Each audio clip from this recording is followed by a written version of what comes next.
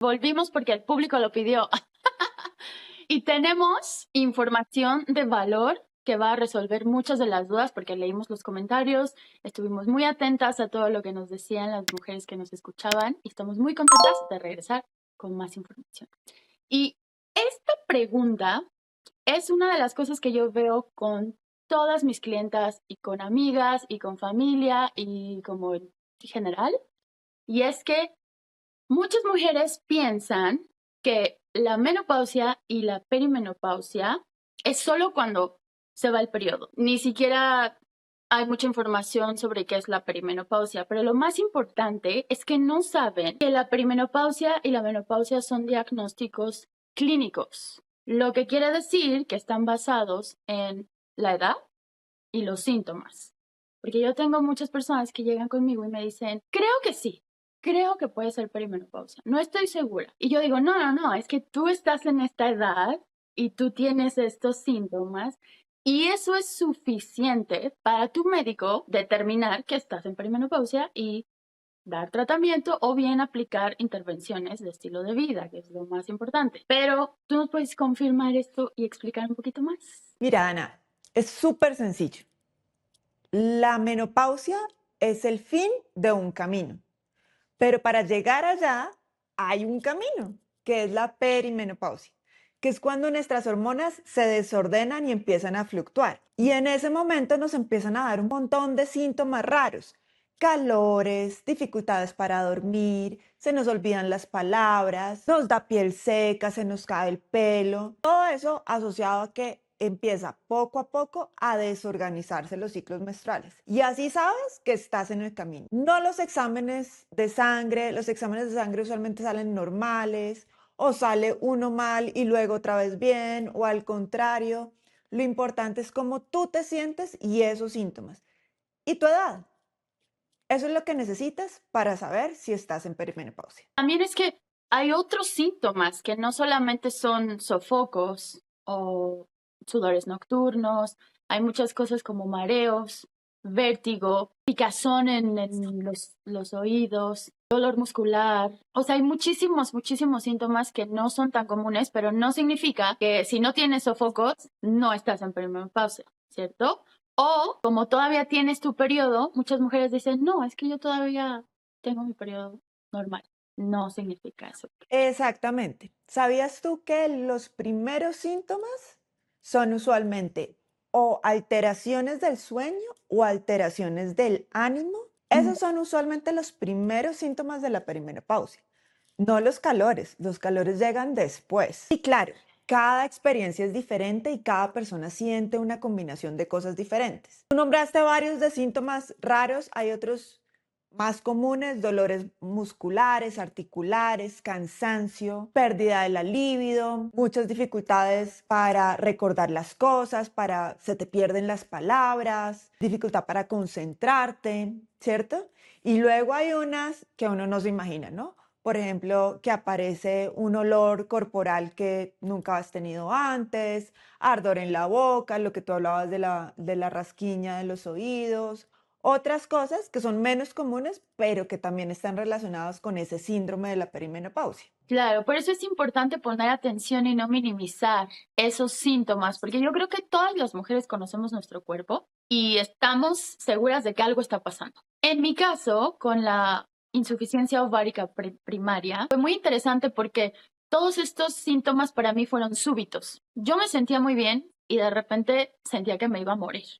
O sea, no estoy exagerando, sentía que me iba a morir porque fue muy difícil también identificarlo por mi edad. Yo creo que podemos hablar en otro contexto sobre los tipos de menopausia, pero la insuficiencia ovárica primaria es un tipo de menopausia que sucede antes de los 40 años. Y fue muy difícil porque los médicos decían, no, tú eres muy joven para eso. Yo claramente me lo creí, pues soy muy joven para esto, estoy exagerando, es estrés, es ansiedad, se va a ir, va a desaparecer y no desaparecieron. Pero fue muy difícil porque yo no tuve esa transición de perimenopausia en donde el cuerpo te va dando mensajes poco a poquito, como tú dices. Es muy interesante que no son los calores lo que se experimenta primero, sino los cambios de ánimo que seguramente las mujeres lo entienden aquí, porque es cuando quieres matar a todo el mundo o no quieres ver a nadie. Y eso no significa que está pasando algo mal contigo, o sea, no eres tú la del problema, no estás loca, no estás histérica, es estas fluctuaciones hormonales de las que tú nos hablas. Por eso creo que es súper importante entenderlo como mujeres, que es un cambio que va a suceder, que si naciste con ovarios, vas a pasar por esto y tienes que estar preparada e informada. No es para asustarlas, es para prepararlas, ¿cierto? Tal cual. ¿Es una mala noticia? Sí, pero a todas nos toca. A todas las mujeres nos llega la menopausia. ¿Cuándo? Pues a veces podemos preguntarle a nuestras mamás para Sí. guiarnos un poquito cuándo puede ser, pero puede variar en una mujer a otra. Lo consideramos normal entre los 45 y los 55 años. Que ya, que se te vaya la regla por lo menos por un año. Ahí ya decimos, listo, tienes oficialmente la menopausia, ¿cierto? Y consideramos normal que los síntomas empiecen 5 a 10 años antes. Entonces, si tu menopausia va a llegar a los 45, es posible que desde los 35 empieces a notar cambios. Ahora, ¿es más normal en los 40? Sí. La Ujú. mayoría de las mujeres, cuando entramos a los 40, empezamos inmediatamente a percibir esos pequeños cambios. Y hay que ponerles atención porque, como tú dices, si los identificamos a tiempo, podemos tratarlo mejor a tiempo, ¿cierto? Y sin generar frustraciones o dolores. Cuando no sabes qué te pasa, terminas buscando a un chamán para que te cure, ¿cierto? O resignándote a aguantarte un montón de cosas que no están bien.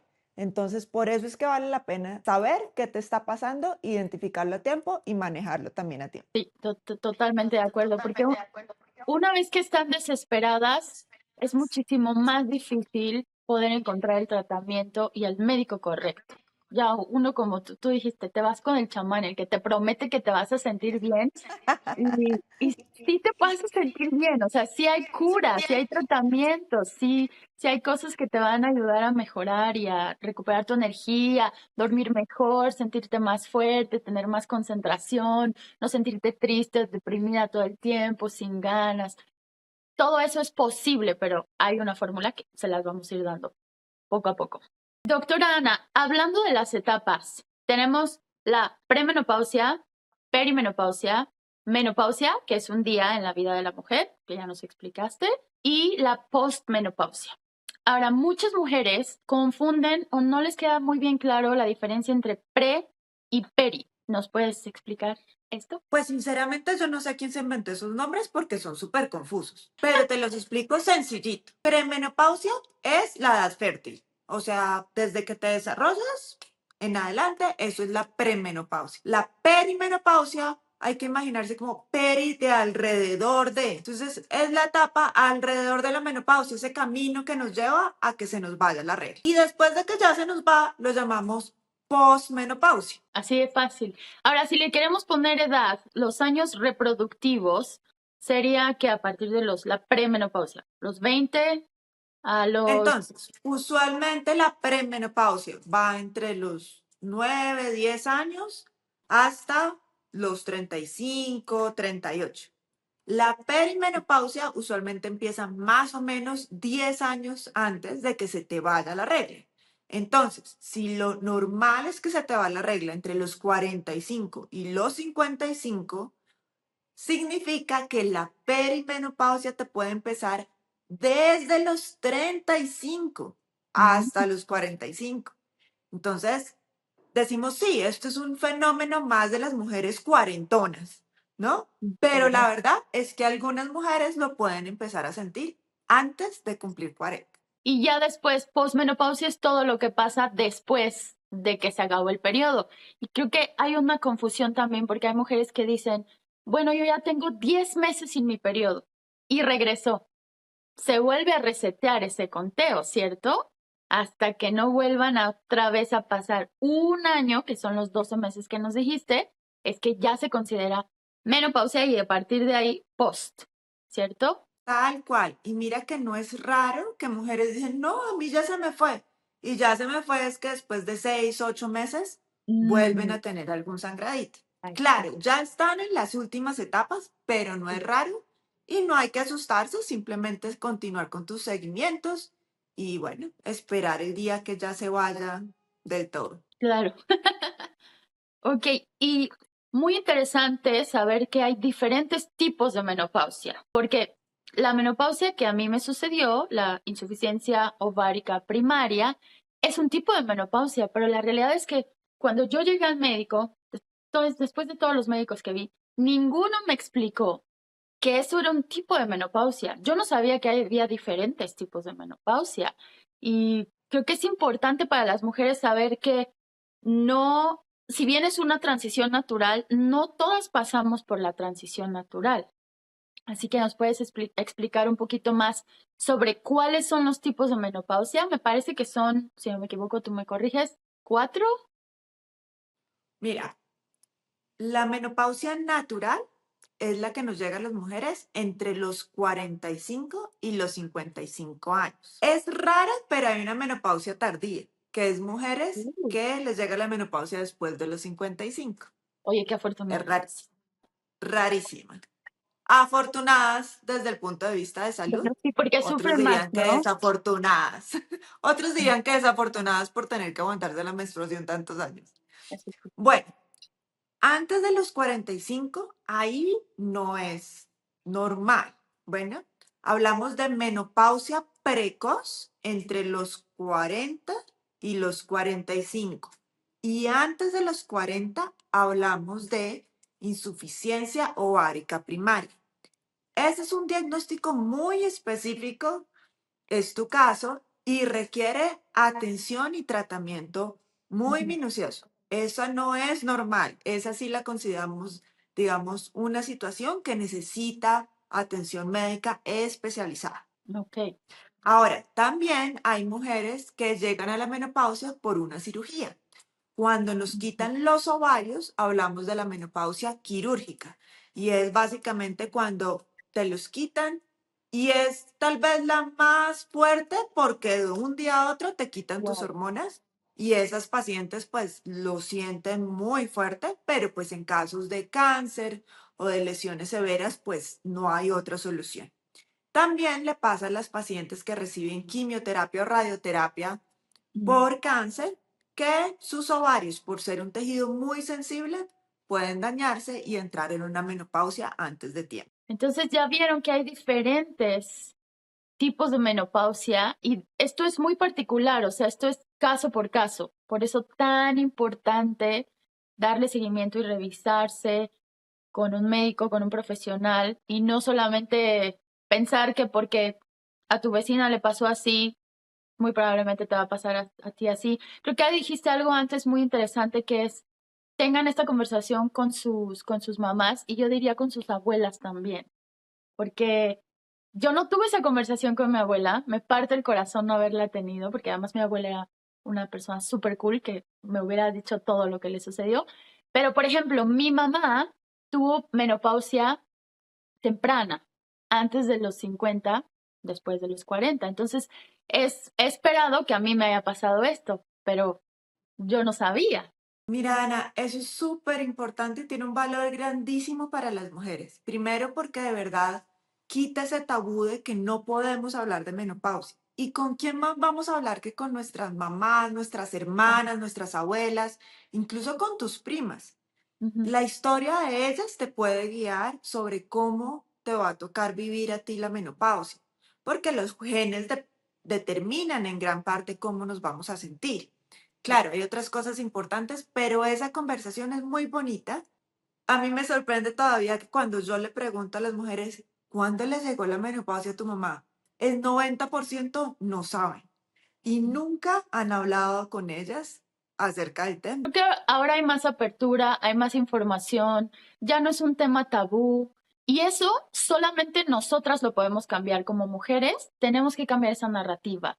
Tenemos que dejar de pensar que es un tema que no se habla, que es muy privado, de qué cosas estás hablando, nadie quiere saber de eso. No, hay espacios y hay maneras de hablarlo. Y como tú dices, es una conversación muy bonita que vale la pena tener. Así que para las que nos están escuchando y no saben cómo les fue a su mamá, vayan, pregunten a su tía, a su abuela si tienen la oportunidad, vayan ahora mismo y tengan esa conversación porque les va a ayudar como no tienen idea en su proceso.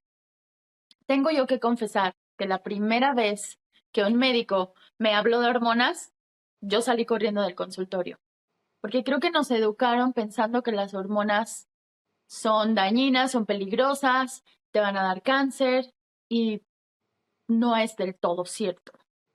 Eh, Ahora, hablando de la terapia hormonal, ¿de dónde viene ese miedo? Podemos decirles a las mujeres que los beneficios de estar en una terapia hormonal son muchísimo más grandes que no usarla. ¿Y nos puedes explicar todos esos mitos, por favor? Mira, Ana, este es tal vez uno de los grandes errores de la medicina moderna.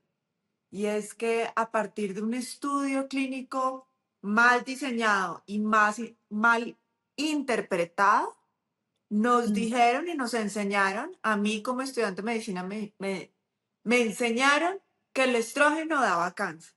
Y eso es absolutamente falso. Si así fuera, pues todas las mujeres tendríamos cáncer porque todas tenemos estrógeno en nuestro cuerpo toda la vida. O Y las a mujeres mí, embarazadas, las que mujeres suben mucho el embarazadas, por estrógeno. ejemplo, que tienen el estrógeno altísimo, eso no es verdad. Y a mí me da risa que decimos, ven, tomemos ashwagandha, que es una sustancia que en el cuerpo nunca la vas a encontrar. Y en cambio, el estrógeno, que es igualito al que produce tu cuerpo, ese sí nos parece que, uy, no, terrible. Venga, Ujú, si hay algo natural que es idéntico a lo que tu cuerpo produce, eso siempre va a ser más seguro que una sustancia que produzca una mata, así nos parezca natural porque viene de una planta. Eso no significa que para nuestro cuerpo sea seguro, ¿cierto? ujú, ujú. Entonces, creo que esa es la razón, la manera de explicarlo de manera sencilla para que la gente entienda que esto no es una sustancia química rara, tóxica, nada de eso. Como tú dices, todas las asociaciones científicas serias en el mundo, tanto europeas, americanas, en Colombia, en México, todas las asociaciones de ginecología hoy reconocen que la terapia hormonal es excelente para prevenir futuros problemas de la salud de las mujeres, como son los infartos, la demencia, la osteoporosis, y son Ujú. seguros para la gran mayoría de las mujeres. Entonces tenemos que quitarnos esa idea de que las hormonas son malas. No, lo que hay es que ponerse en manos de buenos médicos responsables que hagan seguimiento de tu cuerpo, que entiendan tus necesidades y de que te hagan un seguimiento cercano para que tú te sientas mejor, pero también para cuidar tu salud a largo plazo. Exacto, y prevenir estas enfermedades crónicas. Y creo que una de las confusiones más grandes que en mi caso fue algo muy difícil de entender es las hormonas bioidénticas y no bioidénticas, porque el marketing, y hay toda una historia que hablaremos de eso, de dónde viene el origen de la palabra bioidénticas. Y hay muchas mujeres que dicen, no, hormonas bioidénticas son las mejores. Creo que lo que tú acabas de decir es que las hormonas sí están hechas en un laboratorio, o sea, no es que se estén sacando del el camote, ¿sabes? O la raíz de esta, que es como una papa, sí, un camote. Imagínate, estarían ahí. ¿Cuánta producción se necesitaría para eso? Creo que lo importante es saber que estén probadas, estén controladas, estén reguladas y esa sería como la diferencia más importante. Por ejemplo, en mi caso yo tengo terapia hormonal, el estrógeno, que es el parche, también hay diferentes métodos, el estrógeno tiene que ser transdermal, entonces es un parche o es un gel. También hay casos en donde las mujeres lo pueden tomar, pero es lo que tú nos estás diciendo, es caso por caso, véanlo con su médico, regúlense, nada de estos laboratorios con fórmulas magistrales que prometen esta combinación de testosterona. Es como un cóctel hormonal que suena, eso sí suena peligroso. Entonces, este término de hormonas bioidénticas, ¿nos puedes explicar un poquito más de dónde viene, por qué surgió, que no de verdad no garantiza que son las hormonas correctas? ¿Qué es lo que tenemos que buscar o revisar cuando buscamos terapia hormonal?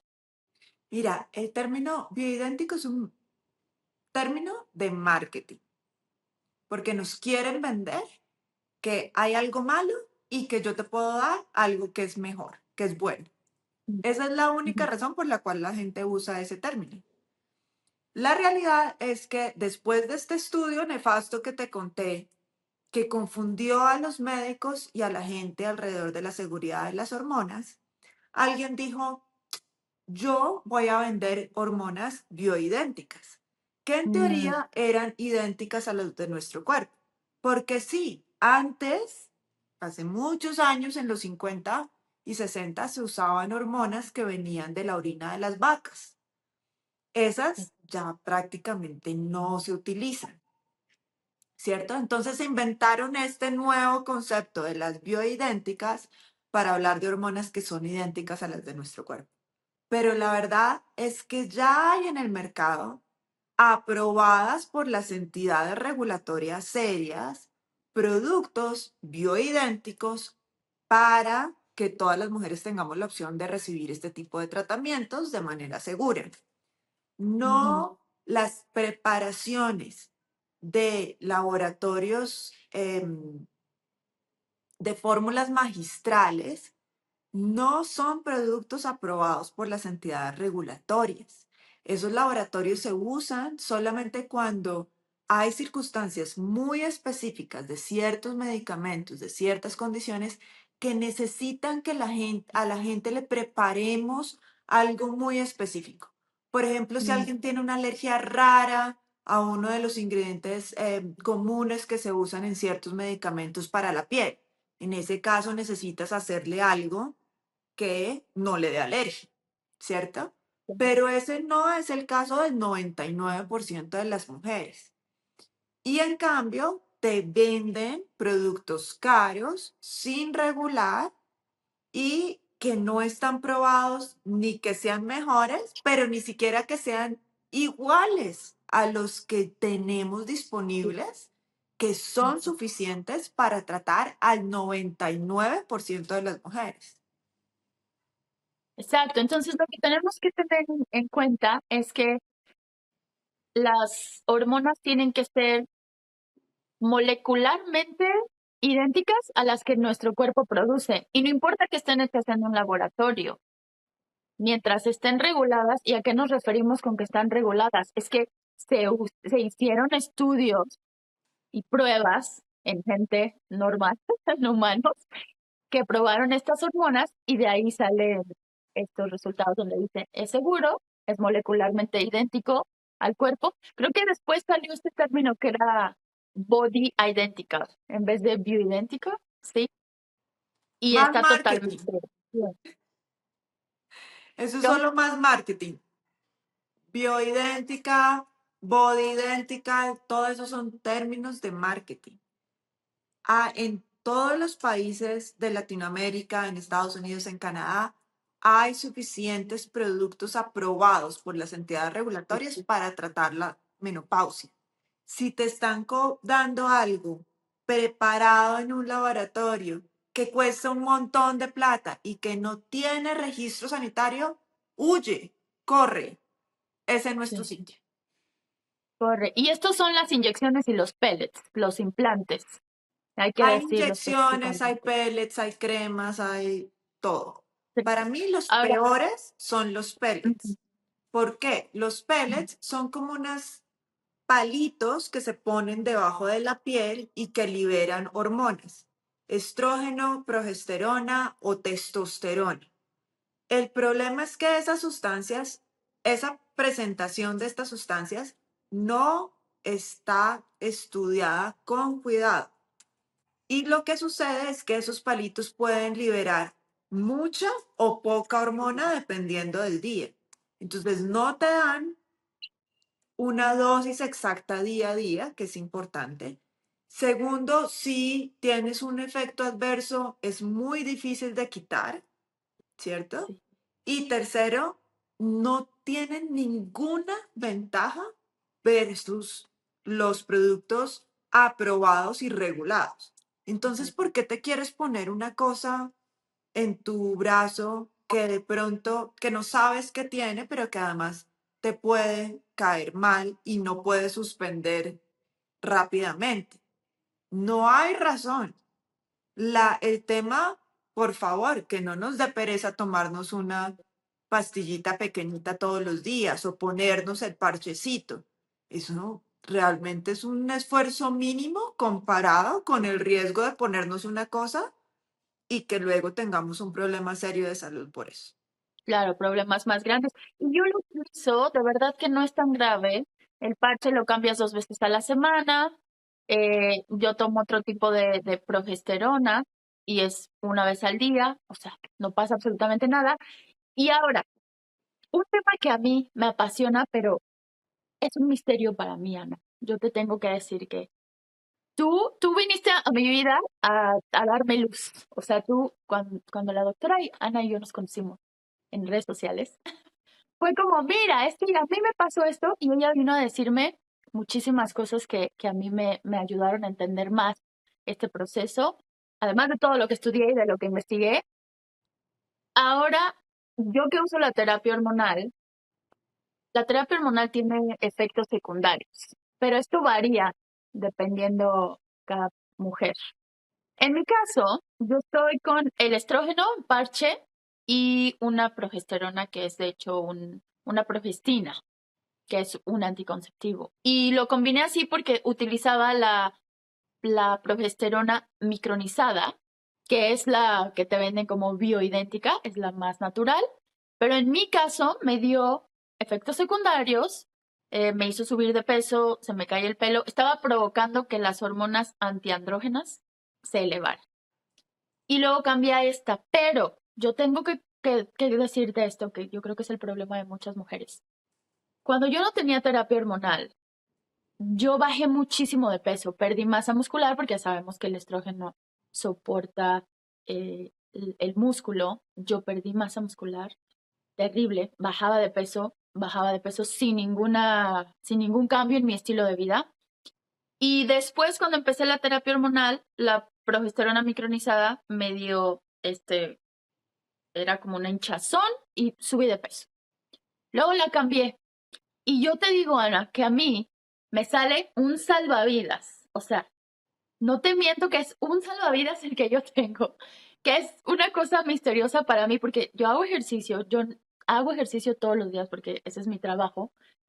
Y además tengo mi workout, tengo mi programa basado en lo que yo necesito, en mis necesidades, y mi alimentación es muy limpia. Yo no cambié mi alimentación nunca, pero también me di cuenta que los efectos secundarios cambian tu apetito, etcétera. Ahora, yo considero que está controlada esa parte, tengo mi plan de nutrición muy bien, pero ¿qué pasa con esa grasa abdominal? ¿Qué pasa con esa grasa que se concentra? Si hay una redistribución de la grasa, una recomposición corporal, si va a pasar, no va a pasar, o sea, porque también sabes qué pasa que la terapia hormonal la venden como vas a bajar de peso y no es cierto. Sí te va a ayudar para muchas cosas, pero no es un vas a bajar de peso, tienes que irlo controlando y hablando con tu médico, pero bueno, dime qué pasa con esta salvavidas que yo le Mira, llamo. hay dos razones por las cuales en la menopausia y alrededor en la perimenopausia las mujeres notan barriguita. La primera, y es que el estrógeno naturalmente le dice a nuestro cuerpo que guarde la grasa en las caderas, en las ñatas. Ahí es donde naturalmente el estrógeno y nuestro cuerpo juvenil dice, ahí se guarda la grasita. Por eso usualmente las mujeres tenemos cintura, ¿cierto? La testosterona, que es la hormona más fuerte en los hombres, dice, guarda la grasita en la barriguita. Y por eso los vemos a ellos en sus 30 ya con barriguita, ¿cierto? Mm, Cuando nos llega la menopausia y se baja el estrógeno, la testosterona toma ese rol en nuestro cuerpo y le empieza a decir al cuerpo que guardemos la grasa en la barriguita. Entonces, maldita wow. testosterona es importante, tiene unos efectos muy chéveres en los músculos y otras cosas, pero hace que acumulemos más grasita en la barriga. La terapia hormonal no te va a hacer perder peso, pero sí te ayuda a que ese efecto sea menos notorio. La segunda razón por la cual nos sale más barriguita con los años es que empezamos a guardar más agua en nuestro cuerpo, usualmente cuando comemos carbohidratos. ¿Por qué? Porque el glucógeno, el azúcar en la sangre necesita agua.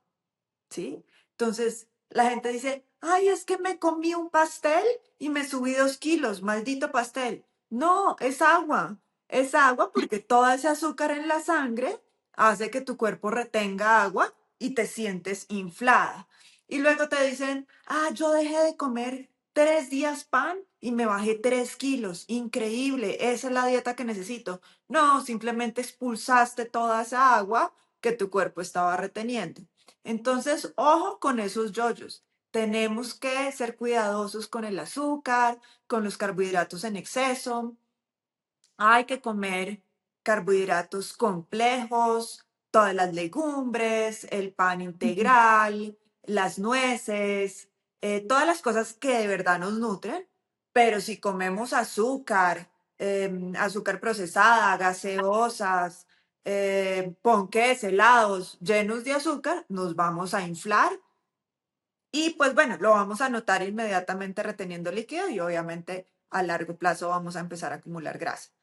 ok, eso hace mucho sentido porque además de tener que cuidar la alimentación y poner atención en su nutrición, por ejemplo, en mi caso, yo tengo que poner extrema atención en mi nutrición porque tengo una terapia hormonal que está ahí cambiando cosas.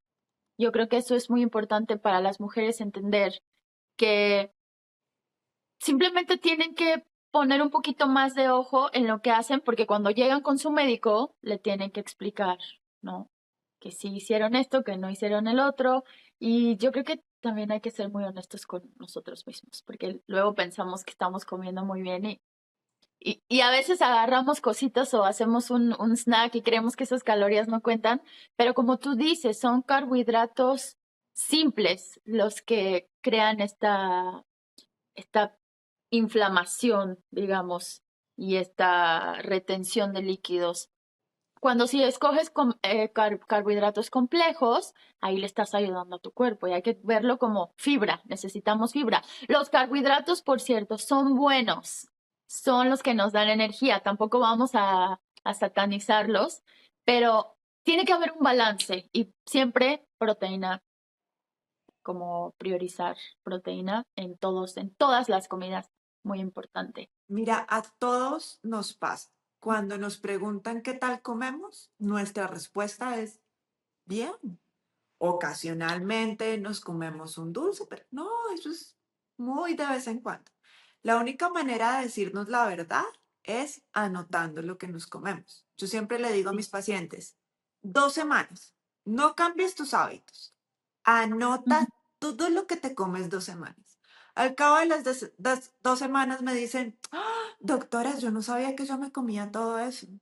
O, ay, yo no me he dado cuenta que como muy poca proteína.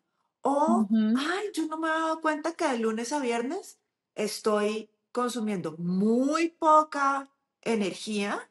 El fin de semana me vuelvo loca y no bajo de peso. Claro, tu pobre cuerpo pasa de el hambre a el exceso y no sabe qué hacer contigo.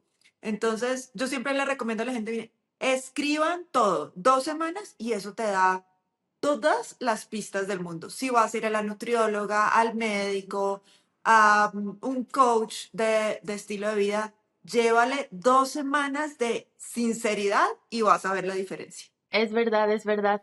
Porque a mis clientes les digo lo mismo. Creo que es concientizar. En el acompañamiento que yo hago, ¿sabes qué hago? Les digo que me manden foto, una semana, que me manden foto de todo lo que comen. Y ellos lo ven porque no se trata de juzgarse, se trata de concientizar, porque es ahí donde vamos a encontrar las áreas donde podemos mejorar. Pero qué interesante. Yo creo que esta parte de poder traquear y llevar un control de lo que comemos es súper, súper importante con o sin terapia hormonal. Esto Dana, a mí me definitivamente. sorprende la cantidad de mujeres malnutridas que Mm, comen o demasiado, unos días demasiado poco y otros días demasiado, eh, demasiada cantidad, ¿sí? Y sí. que realmente tienen a su cuerpo confundido. Es súper común ver hoy mujeres que comen muy poco y eso hace que muchas veces no pierdan peso, acumulen grasa porque el cuerpo empieza a entender que estás en un estado de desnutrición y empieza como a protegerse, de, Ujú. enlenteces tu metabolismo y empiezas a tener un montón de síntomas como fatiga, desgano, falta de concentración, pero porque están desnutridas. Uno no lo creería, e incluso mujeres que parecen estar en sobrepeso, pero realmente están muy Sí. malnutridas. Sí, y qué bueno que dijiste esto porque lo está diciendo una médica, por favor, escúchenla. Yo les digo a mis clientes, tienes que comer más. La clave para esto es comer más, pues estás comiendo muy poquito. Y entonces me ven como, pero estás loca, yo quiero perder peso y tú me estás diciendo que coma más. Y se trata de comer nutritivamente. Es lo que tú dijiste, están desnutridas. Entonces, enfocarse en los nutrientes reales de la comida, es volver a lo básico, volver a lo más simple, dejar los procesados. Eso qué clave, vamos a ponerle así que, por favor, coman mejor. Sí, en algunos casos es comer más, porque comen muy poco, como ya lo dijiste, pero es comer mejor. Ahí está la clave.